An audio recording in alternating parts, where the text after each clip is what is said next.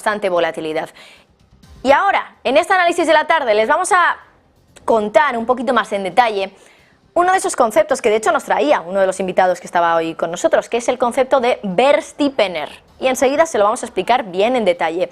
Volvemos a mirar a la renta fija, porque está pasando algo que está cambiando el panorama de la curva de tipos de Estados Unidos. Bueno, ya saben que la curva lleva invertida más de un año, lo que significa que está pronosticando una recesión económica desde hace más de un año.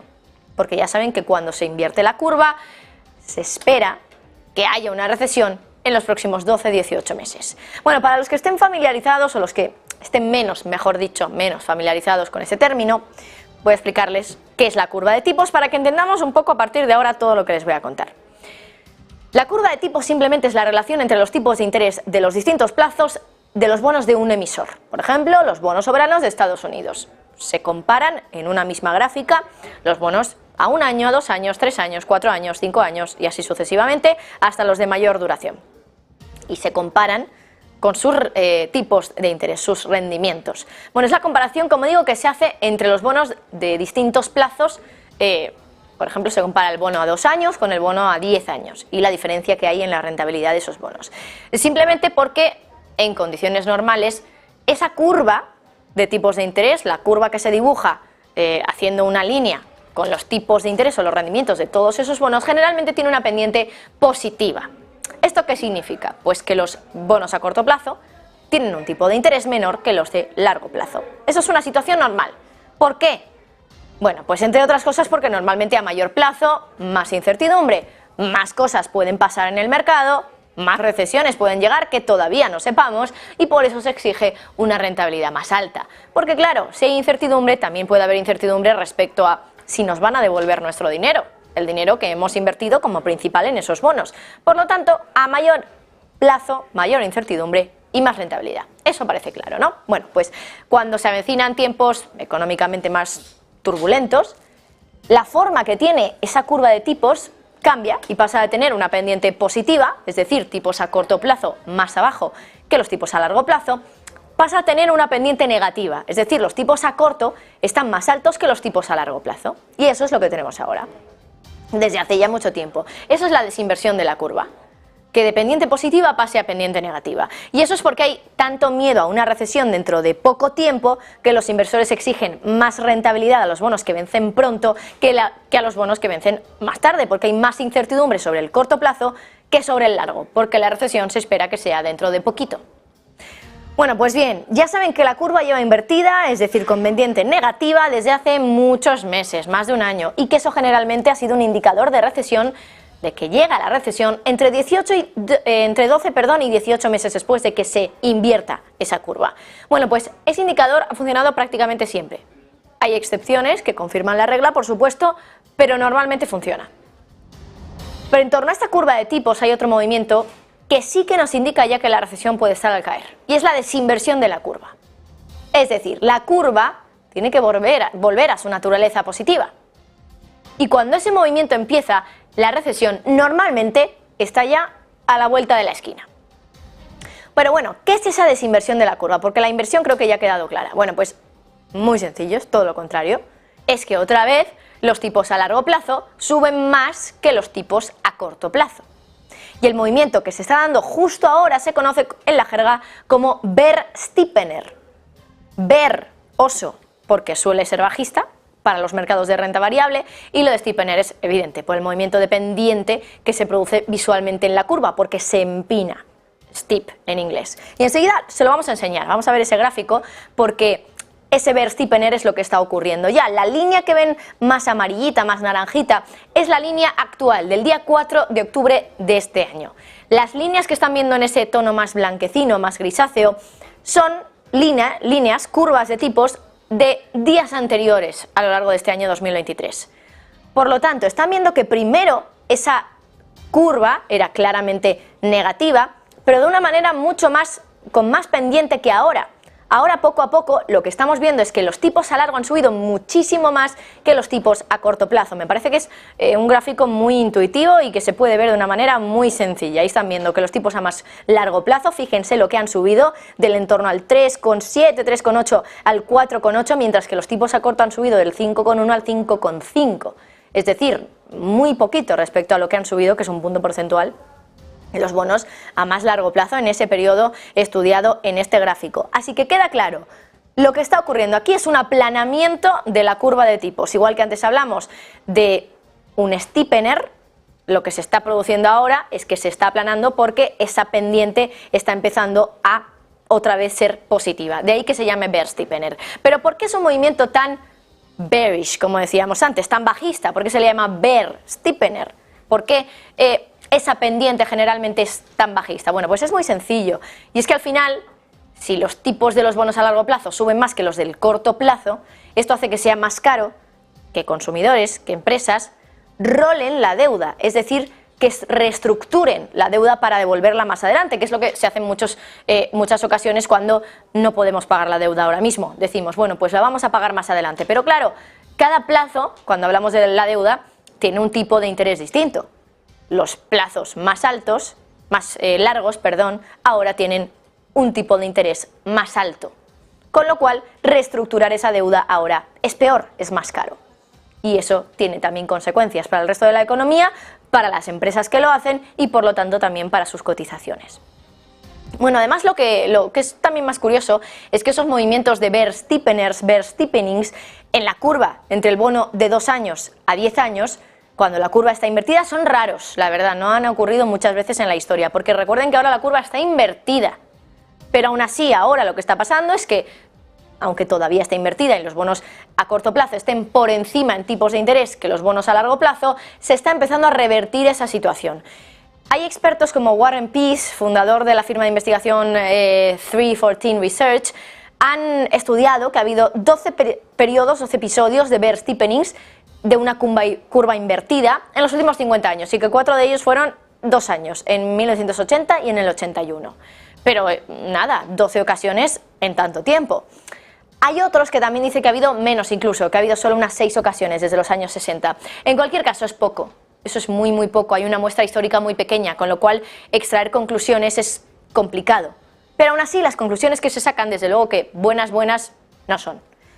Por ejemplo, sí que es verdad que hay una, que es un poco la excepción que confirma la regla, que es el caso de 1968, con una curva invertida, se empieza a desinvertir la curva y la recesión aún así no llega a materializarse.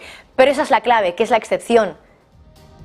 Y que normalmente cuando se desinvierte una curva invertida suele estar la recesión ahí, a la vuelta de la esquina. Pero insisto, el caso de 1968 es raro. Históricamente ha habido más casos donde la desinversión de una curva invertida ha acabado provocando una recesión muy poquito después. Y no solo recesión, sino también subida en el paro. Vamos a verlo en ese gráfico porque también es muy visual. A ver si los compañeros se lo pueden poner porque es interesantísimo. En el primer gráfico que vemos a la izquierda, ese que es negro. Bueno, aquí lo que están viendo también, en esos momentos, en esos pilares que están viendo un poquito más rojos, ahí estamos viendo periodos de recesión. Y fíjense ustedes porque justo antes de ese periodo de recesión, la inversión de la curva, que en este caso se contabiliza como puntos básicos en negativo, cuanto más negativo se hace es que más invertida está la curva y cuanto más sube ese gráfico, esa línea, significa que se está desinvirtiendo. Cuando se empieza a desinvertir esa curva, es decir, sube esa métrica que les estamos poniendo ahí, llega la recesión. Por lo tanto, hay una relación proporcional de desinversión de la curva de tipos y recesión. Cuando se empieza a desinvertir la curva, la recesión está ahí a la vuelta de la esquina. Ya les hemos dicho que la inversión de la curva es un indicador adelantado de que en 12-18 meses puede llegar la recesión, pero la desinversión de la curva invertida es ya el último indicador de que la recesión está prácticamente ahí. Recesión, pero es que también paro, al menos así ha sido históricamente, y ahí lo van a ver en el gráfico que está a la derecha. Ahí están viendo la relación que hay con el diferencial entre los tipos de los bonos a 2 años y el del 10 años y la tasa de paro. Cuando vuelve a ampliarse ese diferencial, es decir, los tipos a 10 empiezan a cotizar más alto que los tipos a 2, sube el paro. Es decir, cuando se invierte la curva y ese diferencial baja, el paro está bajando. Pero cuando vuelve a desinvertirse, el paro sube. Es decir, desinversión igual a recesión y desinversión igual a también subida en el paro. Por lo tanto, es un dato negativo que esté ahora ocurriendo esto, que se esté ejecutando ese movimiento de Verstappener. La gran pregunta es ¿por qué? ¿Por qué ahora mismo los tipos a largo están subiendo más que los tipos a corto plazo? Bueno, pues desde una perspectiva económica hay cierta ironía en esto, porque los tipos a largo plazo se están disparando en parte porque los datos que están llegando nos sugieren que la economía ahora es mucho más resistente de lo que esperaban la mayoría de los expertos, incluidos los responsables de las políticas de la Reserva Federal. O sea que es más tarde cuando se esperaría ese tumulto económico y no ahora, por lo que ahora realmente no hay esa incertidumbre en el mercado a corto plazo que haría que se tuviera que pagar por esa incertidumbre, que tuvieran que dispararse esos rendimientos a corto plazo. Pero hay otros factores también, por ejemplo, el deterioro del panorama fiscal de Estados Unidos, el aumento de emisión de deuda, que lo comentaba también Víctor Álvaro González, la actividad de los fondos de cobertura, de los hedge funds en el mercado de futuros y los inversores que exigen ahora una prima por plazo, una prima más alta o compensación por tener riesgo de mantener activos a largo plazo. Pero la recesión que muchas personas han estado pronosticando durante este último año, o más simplemente no se ha materializado, todavía no está aquí. De todos modos, el experto de 314 Research, que hemos mencionado antes, decía que doblar continuamente la apuesta por una recesión que nunca llega es una manera segura de perder credibilidad. Esa es la gran duda, ¿no? Si la credibilidad se ha perdido por algo o no. Sin embargo, también lo que nos dicen es que ahora, además de todo, tenemos endurecimiento de las condiciones financieras y todavía de la política monetaria, que hace que sea más y más probable que llegue y que acabe llegando una recesión. Decía Goldman Sachs que las condiciones financieras de Estados Unidos están siendo las más estrictas en casi un año y que se han endurecido en 114 puntos básicos desde julio. Y que los tipos a largo plazo más altos representan 44 puntos básicos de esa cifra, que es el factor, según Goldman Sachs, más importante. Desinversión de la curva de tipos, Verstappener, concepto que hemos aprendido en el día de hoy en el análisis de la tarde. Pero vamos a continuar hablando de Estados Unidos porque hoy ya saben que es un día de datos laborales y vamos a fijarnos en la última revolución laboral que está habiendo en Estados Unidos. Y es que seguro que se han fijado. Estados Unidos, un país donde no suele haber muchas huelgas. Ahora está sufriendo huelgas en sectores muy importantes en su economía y huelgas grandes y llamativas. Piensen, por ejemplo, en la huelga de Hollywood. Ya saben que Hollywood es de las mayores industrias cinematográficas del mundo. Huelga de Hollywood, huelga en el sector automovilístico, huelga, por ejemplo, también de los trabajadores en las plantas de Chevron en Australia. 2 plantas de gas natural licuado importantísimas que suministran el 7% de todo el gas natural licuado del mundo. Bueno, hoy esa huelga se ha reanudado, la de Australia, la de las plantas de gas natural licuado. Pero como digo, confluye en el tiempo también con otras muchas y muy relevantes en un país donde normalmente el sindicalismo no está a la orden del día ni mucho menos. Pero ahora esas huelgas parece que son parte del movimiento que estamos viendo desde hace años, desde la pandemia, de trabajadores de Estados Unidos que están abandonando sus puestos de trabajo, que no están conformes con las condiciones que se les están dando en sus puestos de trabajo.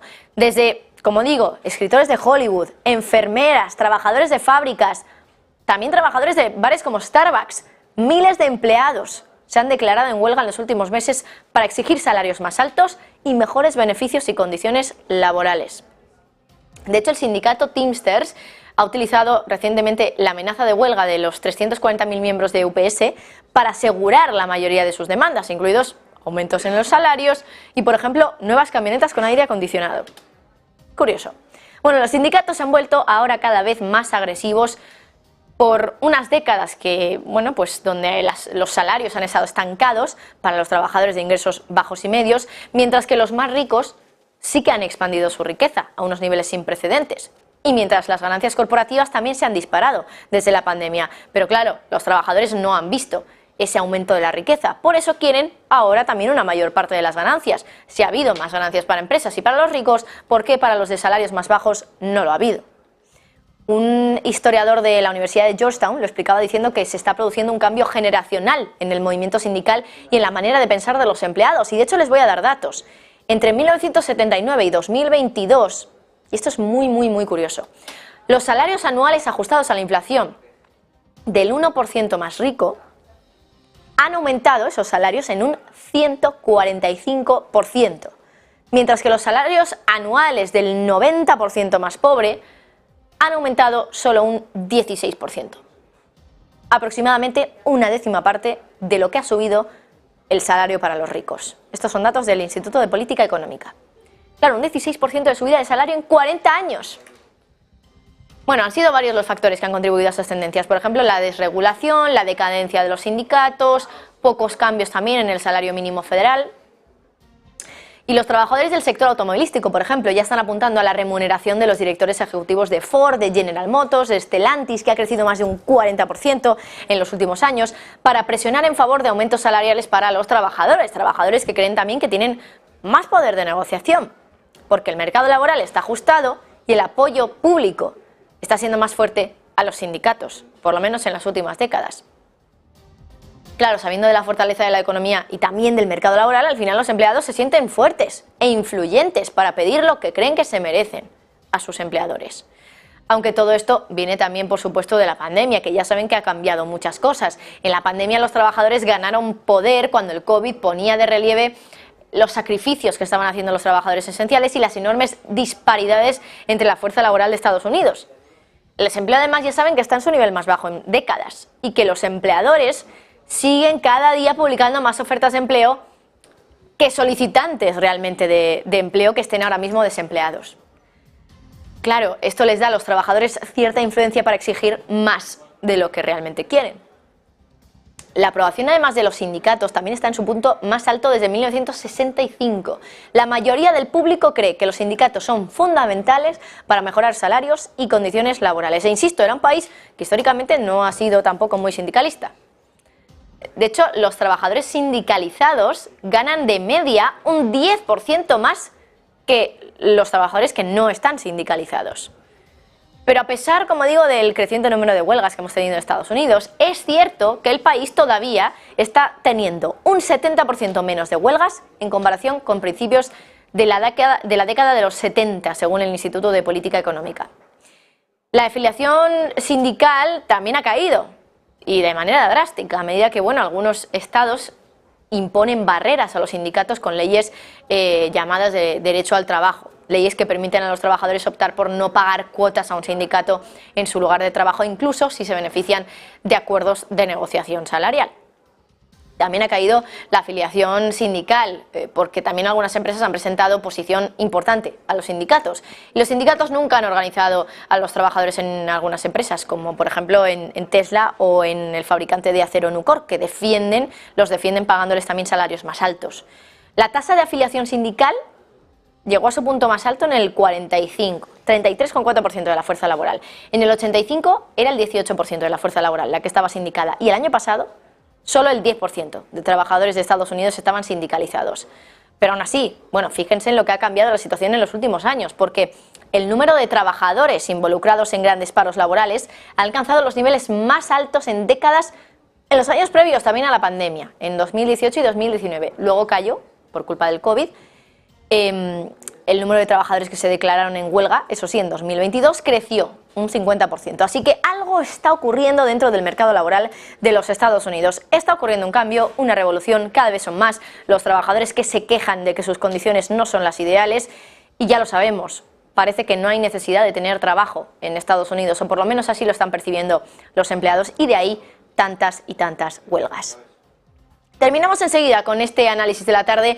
Nos vamos a ir a París, antes de nada, para hablarles de un tema poco habitual aquí en Negocios Televisión, que es la plaga de chinches que está habiendo en la capital francesa, o al menos el pánico que se ha desatado en redes sociales, que por cierto es un poco lo que explica ese miedo que hay en torno a la plaga de chinches, pero también tiene culpa o algo de responsabilidad el propio Ejecutivo, que anunció, por cierto, que estaba teniendo una reunión de emergencia sobre el tema.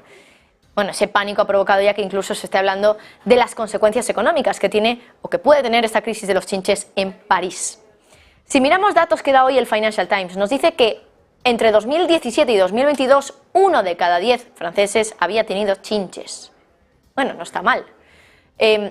Hay publicaciones, por otra parte, del Reino Unido que hoy advierten sobre las chinches francesas, que a su vez en agosto, antes de que se hablara de nada de París, ya estaban advirtiendo de una plaga nacional que estaba barriendo el Reino Unido, eso decían. De hecho, citaban estimaciones de un aumento del 65% en los casos proporcionados por la empresa de control de plagas Rentokil. Y es que se dice que este mes se va a volver a llamar a los expertos para confirmar si en Londres el asunto también está tan mal como está en París. Hay histeria colectiva, eso está clarísimo, pero eso puede tener también unos efectos económicos para nada deseados. Fíjense, por ejemplo, en el caso de los hoteles. Y si miramos la vista atrás, y echamos la vista atrás, en 2013, el National Geographic aconsejaba a los viajeros que vieran chinches que insistieran en sus habitaciones o en sus hoteles por una habitación que no tuviera chinches, en lugar de reaccionar de forma exagerada. Claro, imagínense también las consecuencias que tuvieron que afrontar esos hoteles. Lo cierto es que sí que parece haber un componente psicológico en esto de los chinches, de ver chinches por todas partes también en París. Hay un estudio de 2013 que descubrió que casi el 90% de los alemanes entrevistados en grandes ciudades no pudieron identificar una chinche después de que se les mostrara una en un tubo de ensayo.